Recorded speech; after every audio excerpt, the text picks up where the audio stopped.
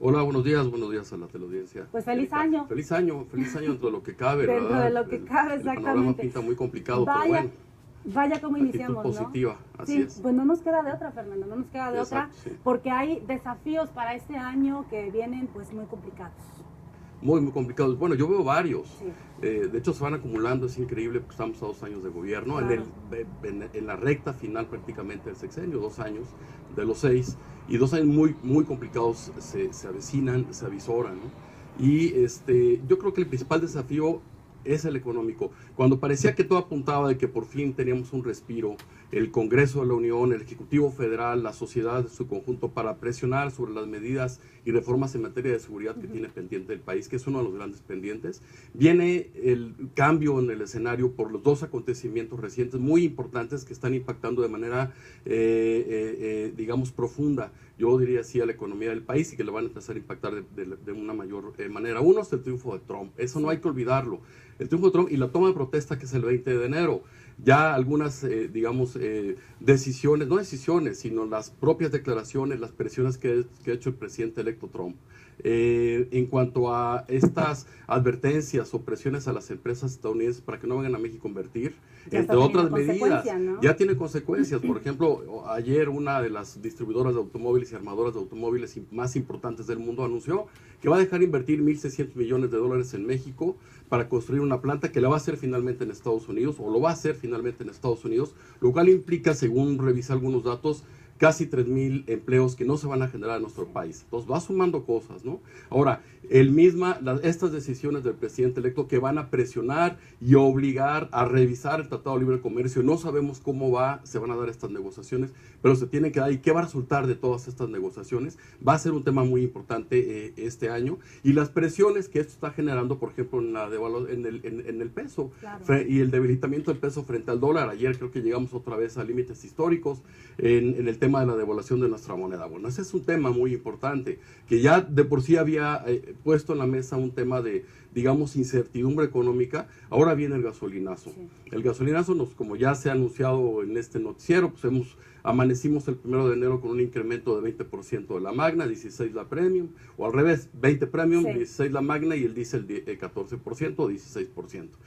El tema principal aquí es que los expertos económicos ya dijeron, si no se toman las medidas pertinentes, inmediatas y muy pronto, sobre este tema del gasolinazo, ¿por qué? Por el efecto inflacionario que esto genera.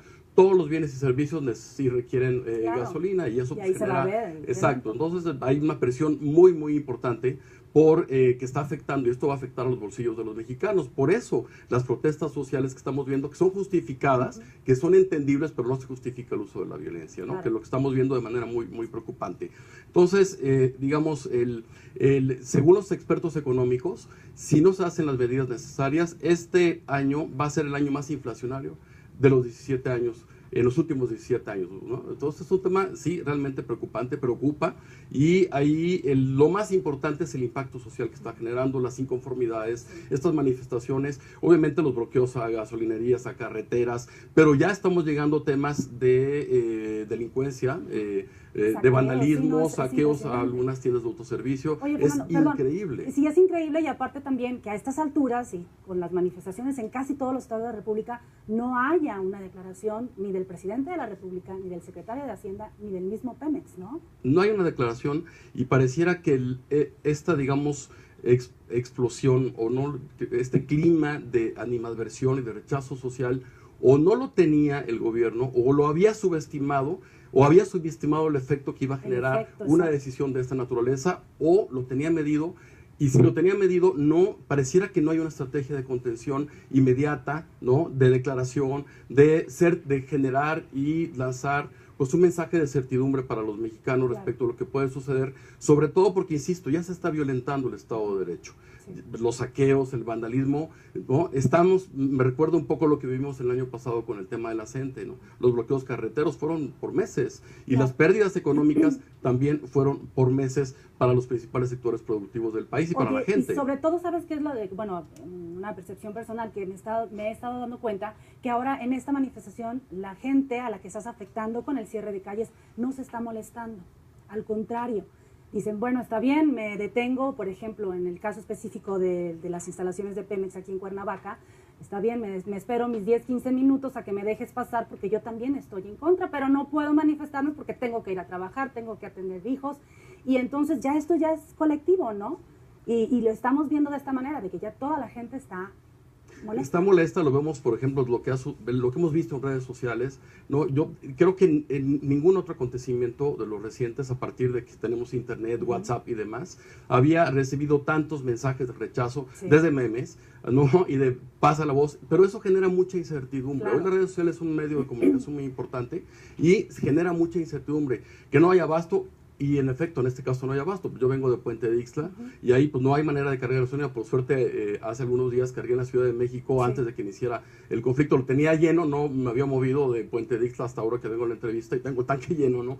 Pero no hay abasto en la caseta del Poyeca, tampoco hay gasolina, están cerradas. Evidentemente, pues por un tema también de temor a lo que pueda suceder. Lo estábamos viendo en las imágenes hace un rato en Sosocotla, ¿no? Entonces, creo que tiene que haber una respuesta inmediata. No puede tardar más el Ejecutivo Federal en dar una respuesta y los ejecutivos estatales en sintonía, evidentemente, porque es un problema, como bien lo decías hace un rato, Erika, de todo el país, y tiene que haber una respuesta inmediata. Pareciera que el principal sorprendido de todo esto fue el propio gobierno. Entonces, la respuesta tiene que ser inmediata por la afectación que a los distintos sectores de la economía y de los propios mexicanos esto está generando, ¿no? Día a día. Entonces, es un tema. Entonces, reitero, el principal desafío va a ser económico, sin olvidar el tema de la seguridad, que siguen ahí reformas pendientes. El principal desafío es económico y, sobre todo, el impacto que la debilidad de nuestra economía con estos acontecimientos que la han presionado aún más, que hemos visto en estos últimos días, y la falta de respuesta del Ejecutivo Federal para que haya pues al menos certidumbre respecto a lo que va a hacer, qué medidas, qué anuncio tiene que dar, lo tiene que dar de manera inmediata porque si no la incertidumbre crece. Y cuando todos los vacíos, en el poder, en el amor, todos los vacíos se llenan. Y aquí si no hay una versión y una propuesta oficial que le dé certidumbre a la ciudadanía, pues evidentemente va a generar mayores complicaciones como las que estamos viendo, y en donde pues el uso o la aplicación del Estado de Derecho de la fuerza pública en algún momento va a tener que ser o darse de manera cuidadosa sin violentar los derechos humanos, porque ya este tema del vandalismo y los saqueos no puede nuevamente suceder en nuestro país, porque está violando el Estado de Derecho, se está violentando la ley. Por eso la respuesta tiene que ser inmediata, no puede tardar más tiempo. Ya no puedes. Aquí cada hora cuenta. Ya hoy es 4 de enero. 4 de enero. Y desde el 1 ya están estas manifestaciones. Oye, Fer, tocas un tema muy importante y que bueno, son 10 años ya de este problema de inseguridad que hemos vivido en el país, que bueno, el año pasado ya el mismo secretario de la Defensa Nacional se manifestaba con que por qué debemos de tener a los militares, ¿no? En las calles cuando ellos deben estar haciendo otro trabajo, y el trabajo que se debe de hacer con las policías estatales. Es un tema que, bueno, dices, después de 10 años todavía sigue siendo una de las prioridades en nuestro país, ¿no? Es un tema, y creo que es de los principales temas, los dos desafíos, el otro la inseguridad. Las principales encuestas lo dicen, ¿qué les preocupa más? La economía, los bolsillos, que no les alcanza, y la inseguridad. Que también la inseguridad tiene un factor adicional de impacto en los niveles de competitividad en el país, y de que mucha gente no puede o no quiere invertir en México por lo que estamos viendo en materia y los, digamos, escasos resultados en materia de seguridad. 10 años, en efecto, desde que inició la guerra contra el narcotráfico, según algunas, digamos, empresas que se dedican a medir este tema del impacto a la inseguridad, en 10 años que se declaró la guerra, llevamos casi 100,000, 97,000 víctimas que están relacionadas con el crimen organizado. Es impresionante. El año pasado, 2016, para que los políticos y los legisladores en efecto tomen en cuenta que ese es un tema que no por resolver el problema económico se puede dejar de lado, ¿no?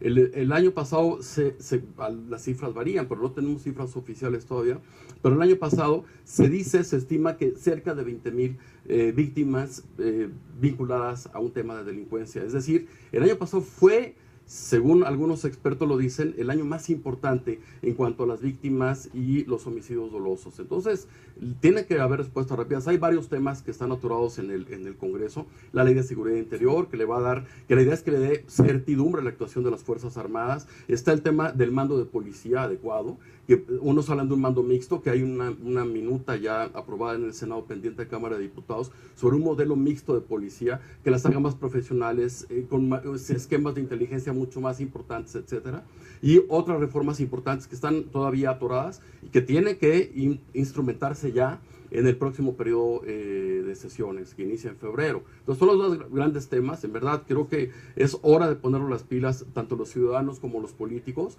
para que estas reformas se instrumenten de manera inmediata. Medidas en materia económica y el paquete de seguridad que está pendiente en el país como los dos grandes desafíos. Y mientras tanto la ciudadanía pues está en la espera, ¿no, Fernando? Y bueno, pues a ver qué es lo que va a suceder con la economía, con cómo iniciamos este año y pues qué nos depara también en cuanto a la seguridad, que los casos pues lamentablemente siguen incrementando. Siguen incrementando. Así es. Fernando, pues te agradezco mucho y a pesar de cómo iniciamos este año, los mejores deseos para este 2017 y aquí esperamos ver con igualmente más la teleaudiencia. Claro, muchas gracias, que tengas bonito día. Gracias. Nosotros vamos con más